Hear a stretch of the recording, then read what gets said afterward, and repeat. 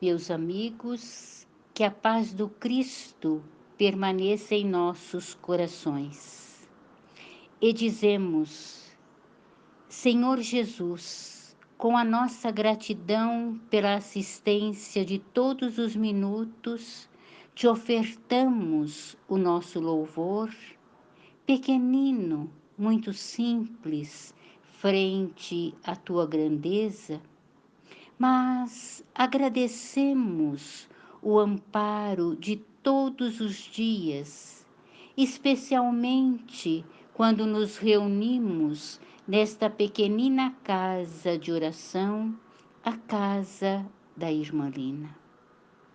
Que possamos alimentar o nosso espírito com os teus ensinos e despertar a nossa consciência para os deveres e responsabilidade com que nos enriquece o nosso destino. Que a tua luz, neste momento, ilumine ainda mais o coração de todos os que estão aqui ligados por pensamentos a ti. E permita, Jesus, que possamos desfrutar da companhia de teus emissários celestes, amigos queridos, para que este encontro se transforme em uma oportunidade de aprender e servir. E que a tua vontade, Senhor, seja a nossa vontade, agora e para sempre. Assim seja. E vamos assim iniciando o nosso trabalho com muita atenção, acompanhando a Márcia na explanação do Evangelho de hoje. Graças a Deus.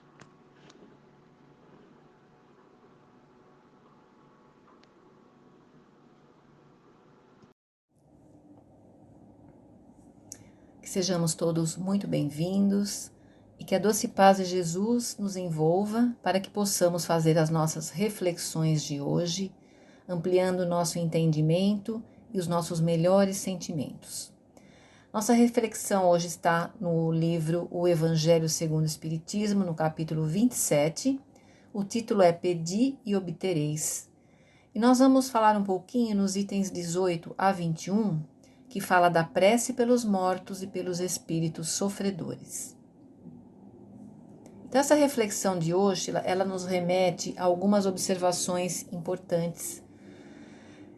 Primeiramente, algumas religiões, nós sabemos que acreditam que quando a pessoa morre, a sua alma vai ou para o céu, se a pessoa viveu uma vida de bondade, dentro das leis, com responsabilidade, onde lá no céu ela vai usufruir da felicidade eterna.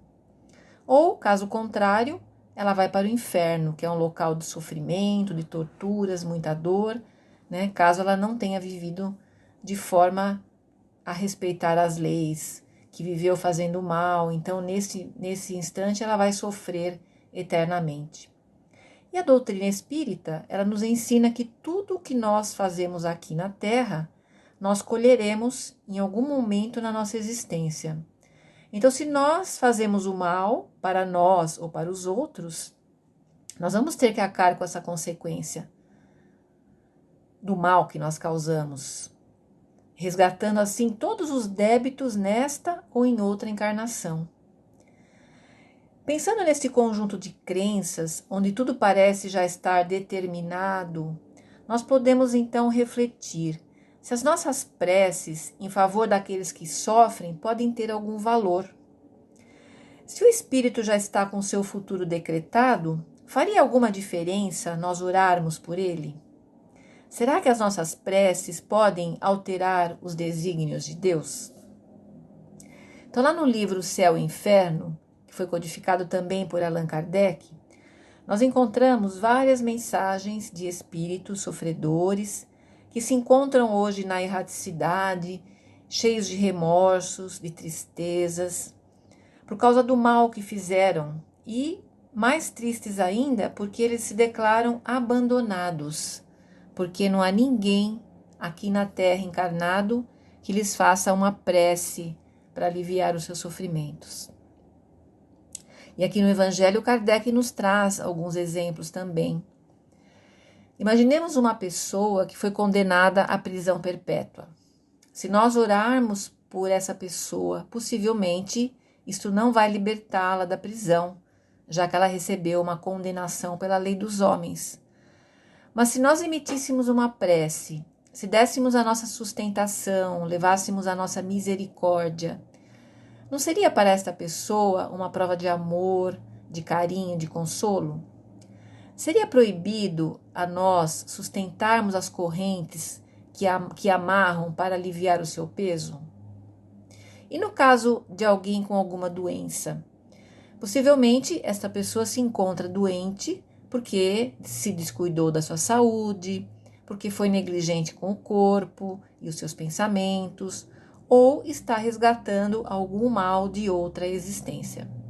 Então nós podemos pensar assim: se essa pessoa está sofrendo, é porque ela deve merecer.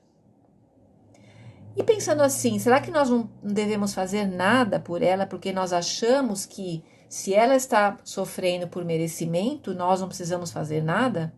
Então ficaremos olhando a pessoa sofrer sem estender a nossa mão para aliviá-la de alguma coisa? Não, isso não seria cristão, nos diz o Evangelho. E Jesus nos ensinou o amor e jamais negaria um consolo a quem quer que fosse, especialmente aqueles mais sofredores. Ele sempre dizia que são os doentes que precisam de médico.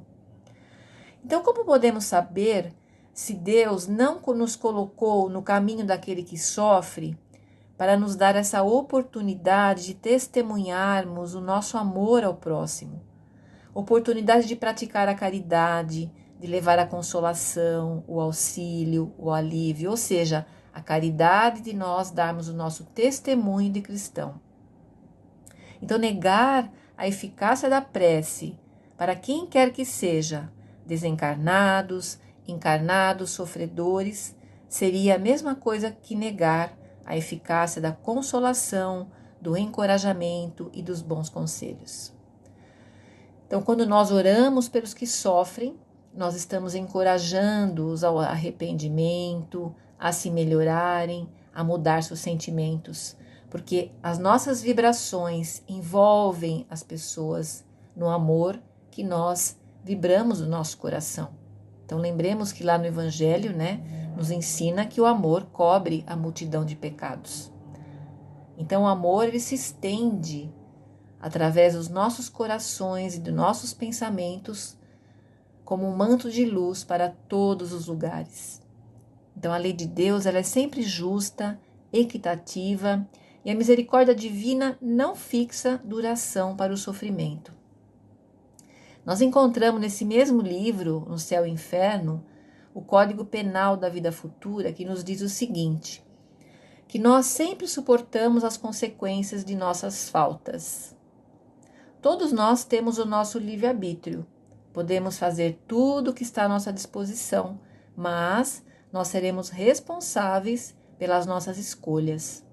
Se fizermos boas escolhas, nós seremos felizes, ficaremos em paz. Se fizermos más escolhas, nós teremos que sofrer as consequências.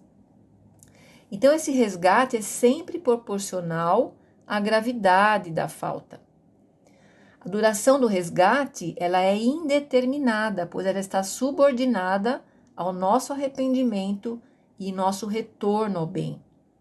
Mas só o arrependimento não é suficiente. É preciso reparar o mal que nós causamos. Então, portanto, cada um de nós é juiz da nossa própria sorte. Nós podemos abreviar o nosso sofrimento, trabalhando no bem, auxiliando as pessoas, ou podemos prolongar o nosso sofrimento, sendo resistentes ao bem. Então, para nós nos salvarmos, nós precisamos ter essa boa vontade, a força, a coragem, para nós chegarmos a essa consciência. As preces que são dirigidas aos que sofrem exatamente fazem esse trabalho de inspirar a coragem, a força, né, para que a pessoa tenha boa vontade de mudar o seu coração. A prece leva essa luz que falta para enxergar o caminho a seguir, a ter resignação, a se arrepender. Então, ao invés de solicitar a Deus a derrogação das suas leis, pela prece nós nos tornamos instrumentos para a execução da lei do amor e da caridade. Desta forma, nós estamos contribuindo pela evolução de todos e nos tornamos auxiliares de Jesus. E nós encontramos uma mensagem lá no livro Vinha de Luz, pelo Espírito de Emmanuel, onde ele nos orienta a lembrar, auxiliando. Então, o que ele nos diz nessa mensagem? Que todos os desencarnados agradecem a saudade que nós enviamos a eles, mas se eles pudessem, eles pediriam uma cooperação mais decisiva. Então, o Emmanuel explica, ele diz assim: coloquemo-nos no lugar deles, carregando dívidas e aflições. Imaginemo-nos largando a convivência com os nossos filhos, com a nossa família, que ficam às vezes crivados de privações, e pensemos na gratidão que nós sentiríamos se alguém se dispusesse a saciar a fome e agasalhar do frio a nossa família que ficou aqui. Imaginemo-nos deixando aqui pais doentes, necessitados, e ponderemos na felicidade que nos tangiria o sentimento se houvesse irmãos que nos substituíssem no cuidado deles. Imaginemo-nos partindo em condições violentas, sem tempo de despedidas, levando mágoas que não puderam ser perdoadas. Quanto alívio nós sentiríamos se houvesse corações generosos que nos ajudassem a perdoar, apagando o fogo do nosso sofrimento. Imaginemo-nos no lugar daqueles que partiram, dementados por terríveis enganos, que suspiram lá no plano espiritual por uma renovação, por um progresso. Quanta alegria nós sentiríamos e alívio no coração se os que ficassem nos presenteassem com o esquecimento das nossas faltas e o nosso perdão. Então, diz Emmanuel, podemos sim trabalhar em favor de todos os que sofrem, lenindo os seus espíritos, não somente com o bálsamo da prece, mas esquecendo as faltas que marcaram o seu passado e auxiliando dentro das necessidades dos que ficaram aqui na Terra. Então lembremos, todos nós necessitamos, vez ou outra, da caridade de alguém. Ou já precisamos, ou iremos precisar algum dia. Que nós possamos agir no bem sempre, lembrando de como Jesus faria em nosso lugar, levando os nossos pensamentos de amor, sem preconceitos, sem julgamentos, pois essa não é a nossa tarefa, julgar quem quer que seja. Nossa tarefa é de tentar levar a luz para os nossos corações, transformando o nosso espírito, para que possamos acender um ponto de luz àqueles que caminham na vida, lado a lado conosco, contribuindo para a felicidade de todos. Que nós possamos ser aqueles que levam amor onde haja a dor. Muita paz a todos.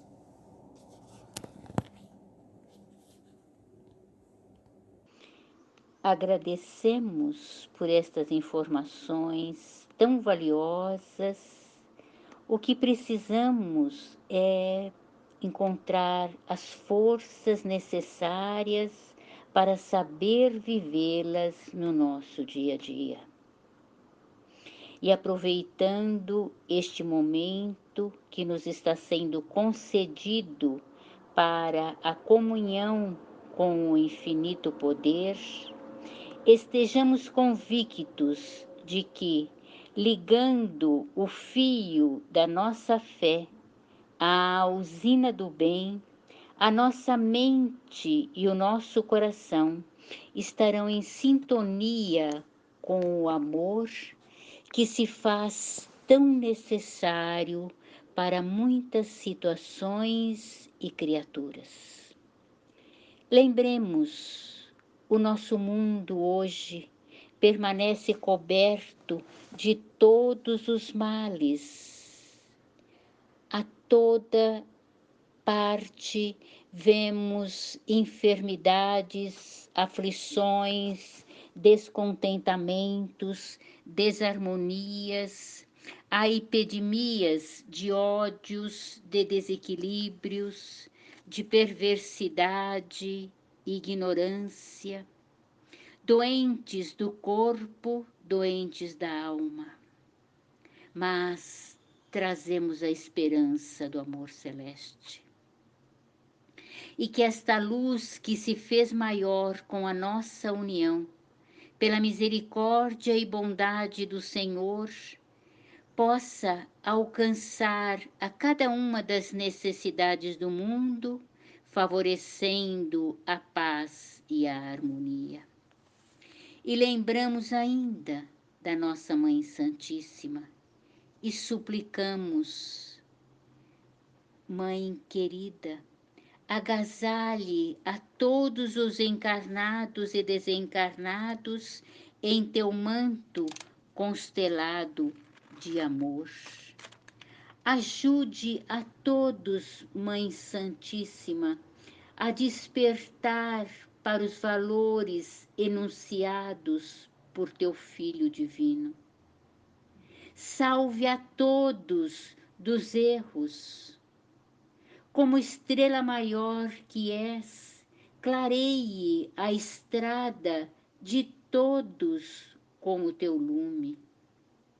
Auxilie, ampare e sustente a todos aqueles que estão engajados nos trabalhos para a renovação do nosso planeta, especialmente nossos queridos trabalhadores do plano maior.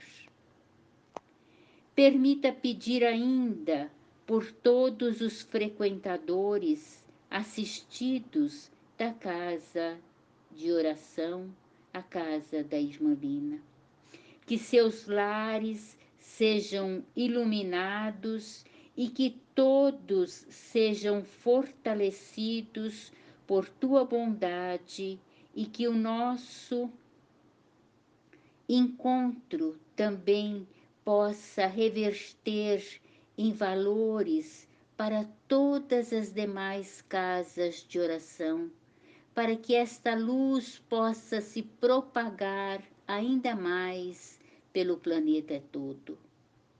Que a nossa gratidão seja também a ti, ó Mãe querida, e que o nosso Senhor Jesus Cristo nos assista e abençoe sempre.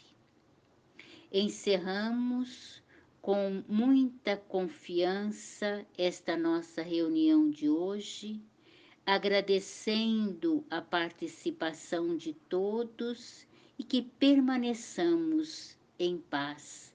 Que Jesus receba a nossa colaboração pequenina, mas com muito amor, com muito carinho. Que assim seja.